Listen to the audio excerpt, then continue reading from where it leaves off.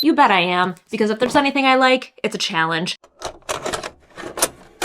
Well, hello, my beautiful reader friends, and welcome back, or welcome for the first time if you are new here. My name is Lori Beth, and welcome to my little corner of the internet, aka my booktube channel, where I like to talk about all things bookish. And for today's video, I am going to talk about the other side of books besides just the books themselves. We're going to talk about authors, and not any authors, but my personal auto-buy authors. What I mean by auto-buy is basically whenever they write something, I will just hand over my monies. They can just take it right from my bank account, because I will buy those books every single time, no matter what that book is about. So with that being said, I think I have a little bit of a format laid out of how I would like to do this video. So I'm gonna do this by genre, and within that genre, I am gonna tell you the auto-buy authors that I will always purchase. I'm also gonna spend more time talking about the author and their writing style, and just use one of the books as an example, because some of these authors I have read multiple books for, and some of them I've only read one or two books. But I'm just going to use a book that I have on my shelves as an example to kind of go over that with you. And speaking of authors, I would like to take a minute to thank the partner of today's video, which is Novelwicks candles.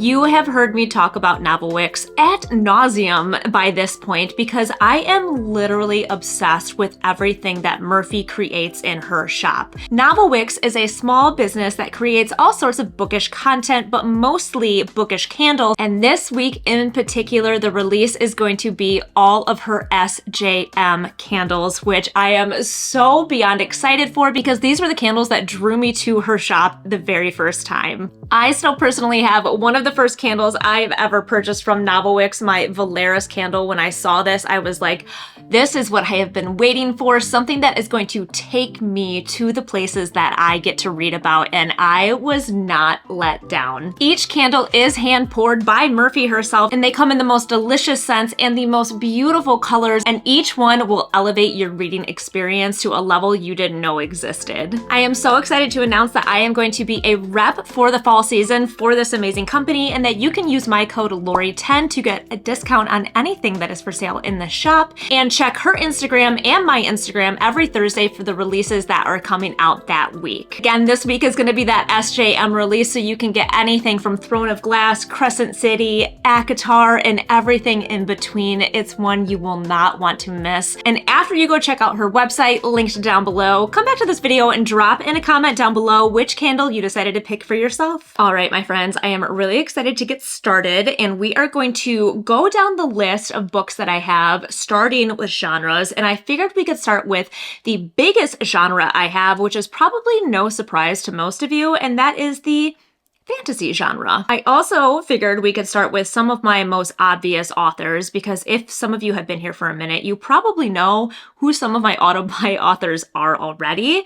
But I thought we could just start here, get these out of the way, and I would just briefly tell you exactly why I love these authors so much. So first up in our fantasy category on my list is Sarah J Maas. Am I a basic? All signs point to yes. Do I care? Not really.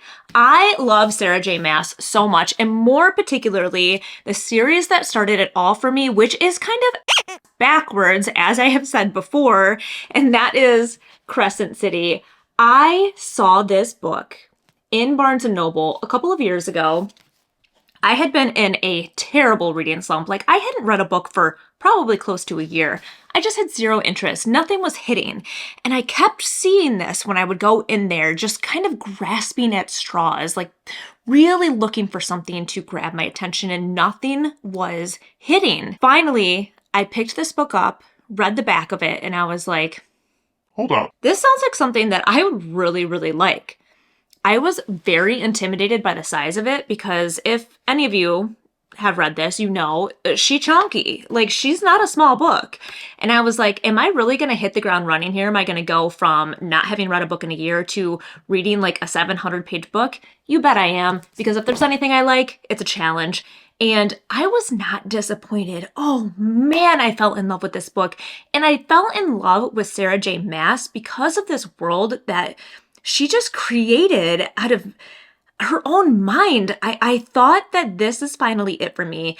I know that I love fantasy. I grew up reading things like Lord of the Rings, and I'm not saying I'm comparing Lord of the Rings to this. I'm just saying I've always been a fantasy girly. I love worlds and I love characters. And I had never read a fantasy like this, more specifically because it's an urban fantasy. And in this story, we follow a half fae, half human girl who lives in basically a world like you and I live in. They have apartments and they get to go to clubs and they eat pizza. But there's all of these fantasy creatures that live in this world. And it made this amazing storyline that I just couldn't get enough of. I know that a lot of people have very strong opinions, more particularly about this series in general, especially those that have been on the SJM train from the beginning, like with Throne of Glass. And I'm not comparing this to all of her other series. In fact, I think each one is pretty unique in their own ways. And that's another thing I appreciate about her writing, is that she has now been able to create these worlds in 3 different variations, and I have yet to get sick of them. I love this book very specifically because it did draw me into her writing in general, so it does hold a special place in my heart. When I finally got to read ACOTAR, I was like, oh my god, I am in love with this woman and a little bit in love with her brain. And then when I read Throne of Glass, it was like the nail in my SJM coffin. I was like, I don't care what she writes at this point in time, I will always buy it, and I feel like I am always gonna love it. Even if I don't love all of them the same, or I like some more than others, I just love her writing and I love her stories. And sorry, not sorry, I don't really feel bad about it. Every time I think I have everything I need for a video, I just never cease to surprise myself, I guess. Anyways, up next in our fantasy category for an auto by author is Leigh Bardugo. Here we are again, talking about Leigh Bardugo, but I wanted to talk a little bit more about the book that started it all for me, and that was Six of Crows. And I didn't even mean to do this, but there's like a red theme that I've got going on here in today's video, and I'm not mad about it. But this was the book that introduced me to Leigh Bardugo in her writing, and another fantasy I didn't really know that I needed in my life until I read it. Leigh Bardugo has this very gritty writing style, and this came forward in even a YA novel, and I loved that she wrote a story about so many characters. So in Six of Crows, you're following kind of this ragtag group of misfits who are kind of like criminals, basically, and they end up banding together to help the world that they live in or solve this major issue that's going on in this world. But it was so much more than just like this adventure heist story. It was an in-depth look into each character and what each character brought to the storyline. And again, kind of gave that gritty, dark atmosphere and writing style, and really brought together some tropes that I didn't even know that I would enjoy until I read them in this book. Found family being one of them.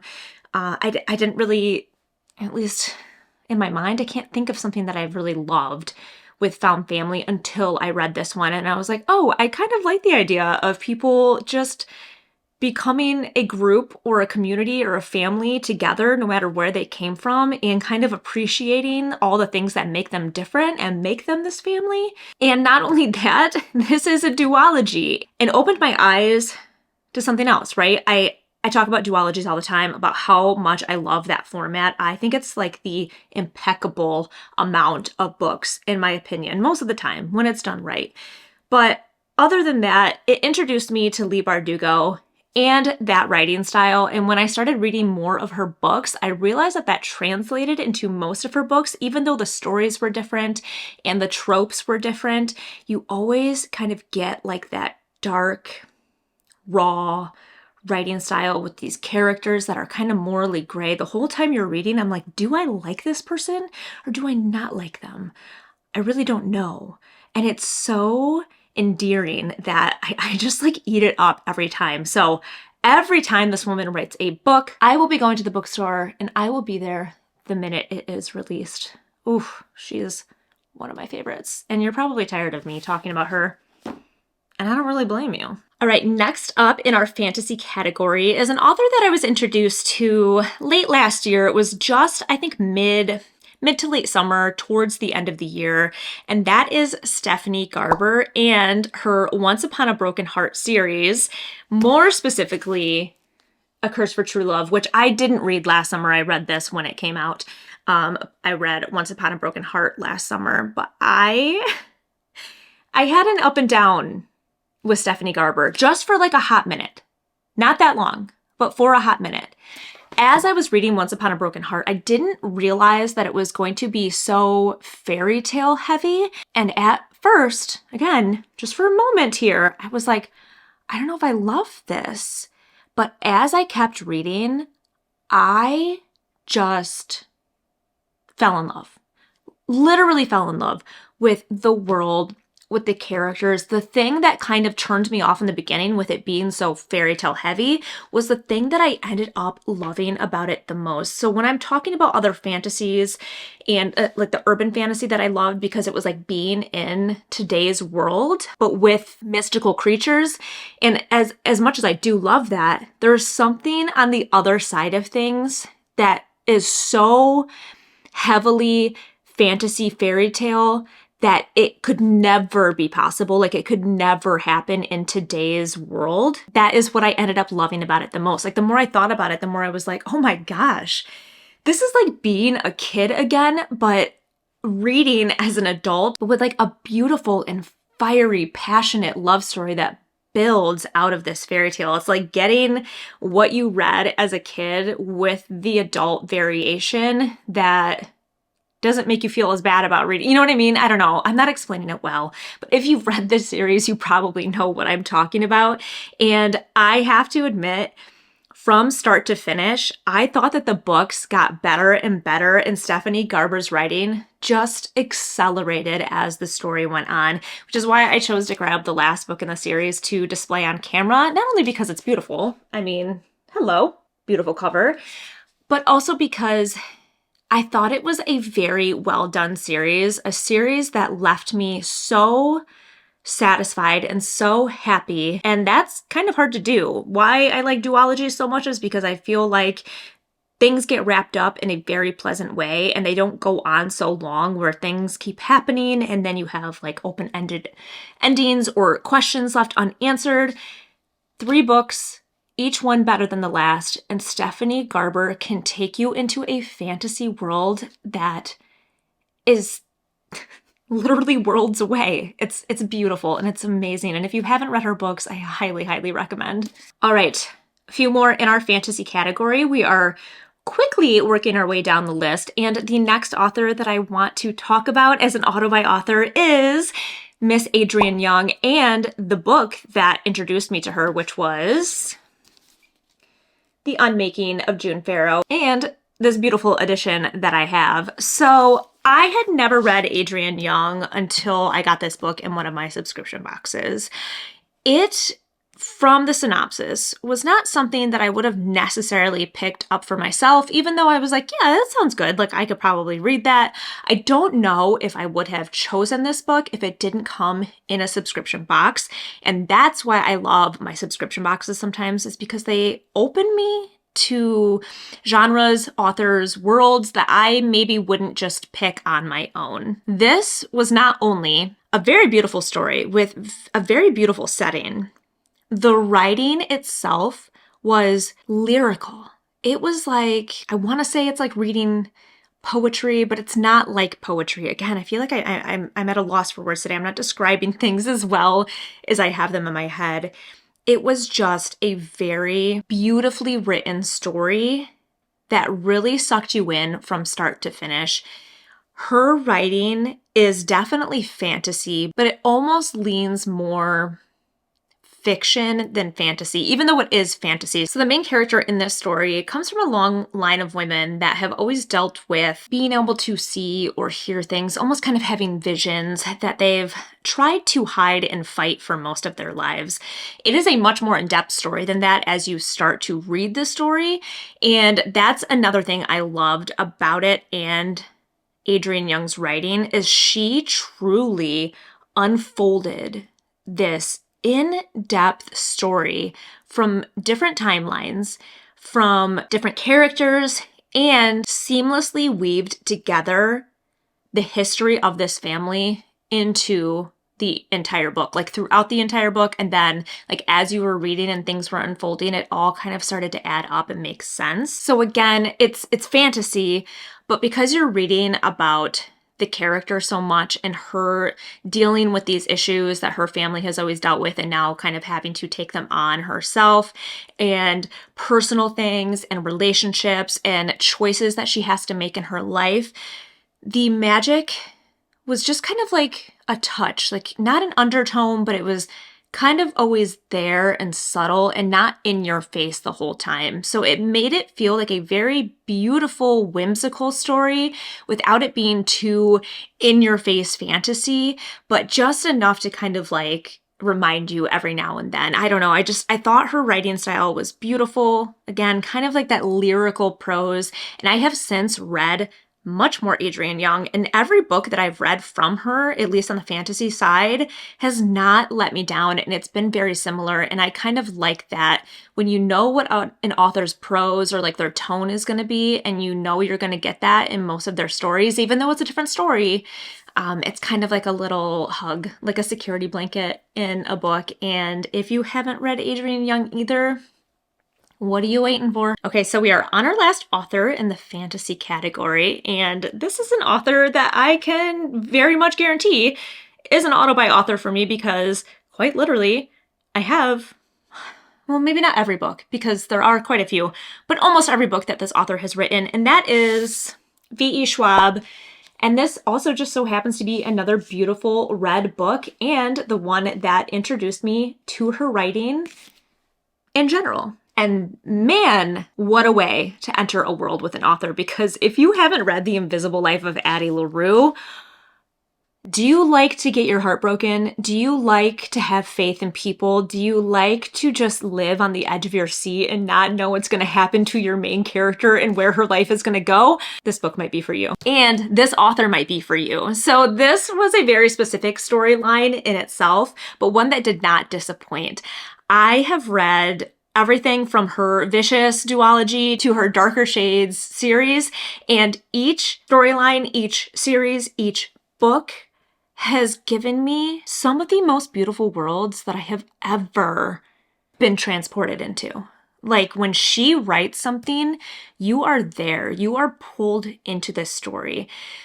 The fact that V.E. Schwab can write not just this beautiful, intense world building, but characters that you just absolutely fall head over heels for, whether they are inherently good, inherently bad, or fall into that morally gray area, you just love them. They stay with you. In fact, when I read the Darker Shades series from start to finish, I was unwell. And I have a few vlogs for that.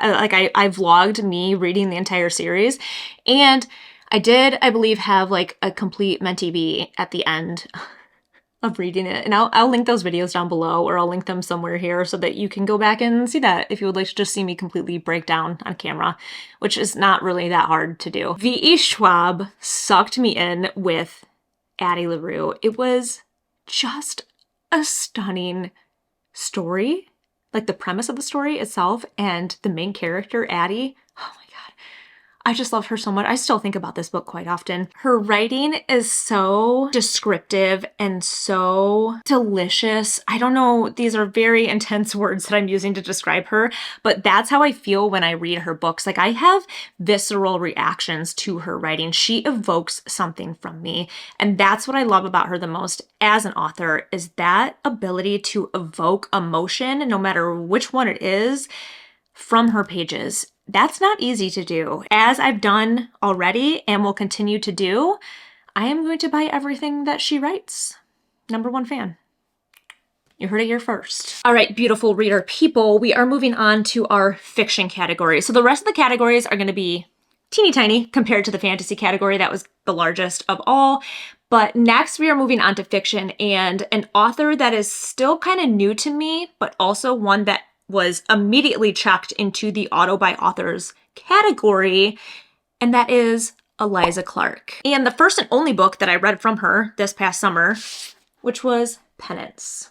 So I'm holding all these books up because every time I'm like, oh my God, look at this cover, it's so beautiful. It's every book that I own. I think all books are beautiful, okay? They're all beautiful. So again, this is my one and only that I've read from Elliza Clark. But when I was maybe like a chapter into this book, I was already getting vibes from her of, oh yeah, I love her writing and I can't wait to buy more, and I can't wait to buy all of them. So this story in particular, I think gripped me for a lot of different reasons. One, because of the subject matter, which was kind of true crime based. So we were following a true crime journalist who was investigating this tragedy that happened in a small Yorkshire town. And that right off the bat drew me in because I am a true crime fanatic. But the book was so much more than that. It was a discussion of not just true crime and our obsession with it, but how we use true crime in today's world as something of a lifestyle, of a way to monetize and a way to really delve into human nature. There was a lot going on in this book besides just the true crime aspect itself. And I really appreciated that. And I liked the way she wrote almost in different styles within the book. So there was parts pulled from podcasts and news articles. So it felt a little bit disjointed, but in a way that made complete sense. Her writing style is very compulsive, like, and kind of dark and humorous in a way that just made you keep wanting to turn the pages. It was very almost like provocative because of the subject matter. And again, it's the only book I've read from her, but from start to finish, I was absolutely stunned by her writing style. And I knew that I couldn't wait to get more of her books and read everything else she has written. So with just one on the list, she was immediately pushed into my auto by authors. And after I get through the rest of this year a little bit, or some of the TBR that I've kind of planned for myself, I do plan to get to some of her backlog of works. And I am so beyond excited for that. She is just stunning. All right, next up in fiction is another author that you're probably not going to be super surprised by, and that is Sally Rooney, and more specifically, Beautiful World, Where Are You? I'm just holding this up because it's the last book I read by her, and so far my favorite book that I have read by her. But even after the first book I read by Sally Rooney, I was like, oh yeah, I have found my fiction author. She is just one of those people. And I think it's because of what she writes about that makes her books so unputdownable and so relatable.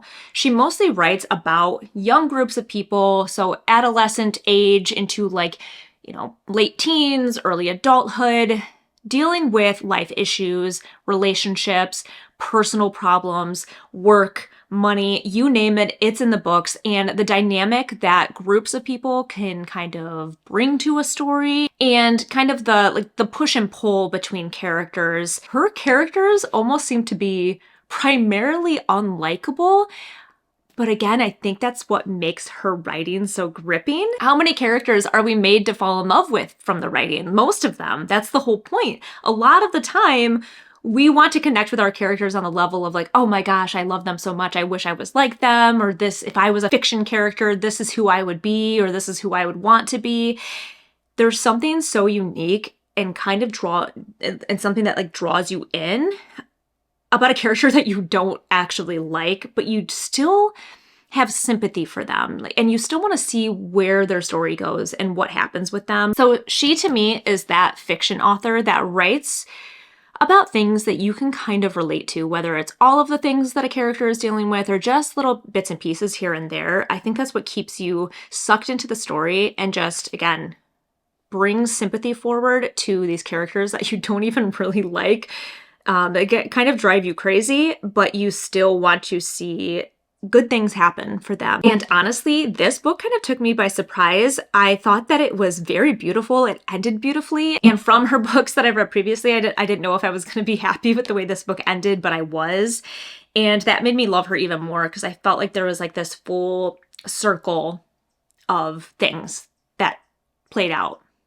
If that makes sense. Man, me and my descriptions today, I just don't feel like they're on point, but you know, the horrors persist, and so do I. So anyways, Sally Rooney, auto by author, have her new book, haven't read it quite yet, and you guys are going to see that coming up in both an unboxing and a wrap up because I will be getting to her newest novel as soon as I can. All right, last up in our fiction category is a new to me author, another author that I have only read one book by, but she is 100% without a doubt in my auto buy list, and that is Donna Tartt, and the book I read was, surprise, surprise, The Secret History.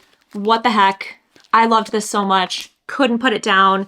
I ate it up. It was everything that I've ever wanted in a book. The dark academia setting, the messed up group of people, the diabolical things that start to happen between them, the push, the pull, the dynamic of a troubled group of young people in an academic setting.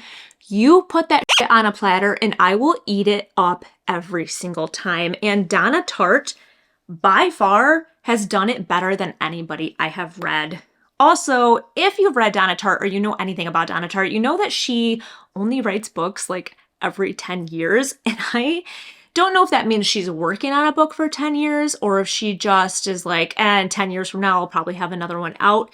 Either way, it feels like she has spent a significant amount of time writing this. It was a dense book without feeling overdone. Her writing just feels like she is well educated and smart, but not the kind of writing that makes you feel like you're not smart enough to read it. You feel smarter for reading it. And I appreciate that. I love that so much. So not only does she have this very like haunting setting happening here, like it all does feel very, you know, fall, cold, rainy, October, November weather happening. Things that there's like that like sepia tone over things the entire time, and like candles are always lit for some reason. But it was just very compelling, and mostly because of the characters. I felt like you really got to peek in to pretty much all of the characters, some characters more than others. But it really also kind of put you on edge. And the more you learned about each character, it started like changing your opinion on maybe what happened or what should happen or what went down. And I appreciated that too. It's like her writing made you think and feel all at the same time. She is a popular author for a reason, no doubt in my mind. And not only am I going to go back now, yes, and read her other works of art, I cannot wait for her to come out with another book. Even if I do have to wait 10 years every time, I will read it. I will buy it. Coffee. Okay, we have one more author. And this author is in their own category, and that is the romance category. And I just recently talked about this author because I feel like I don't highlight them quite enough. And that is Allie Hazelwood. And I have on hand the first Allie Hazelwood that I read and where I really fell in love with her as an author. And that is The Love Hypothesis. I still, every time I look at this cover, I'm like, look at how adorable this is. I love it so much. And if you've read this book, like the picture on the cover makes sense to you. And I think that makes it even more like, kind of like makes you giggle when you pick it up and look at it again. It's just so cute. So I was introduced to Allie Hazelwood, I want to say like a few years ago now, 2 years ago maybe.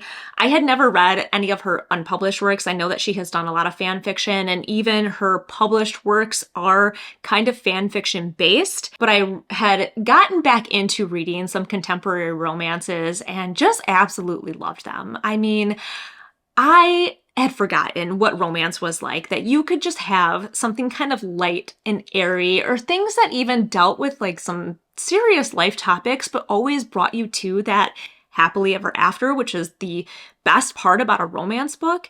And then when I read the synopsis of The Love Hypothesis, and I saw that this was going to be a book about a PhD student, and it was going to have a romance format, I was like, hold the phone.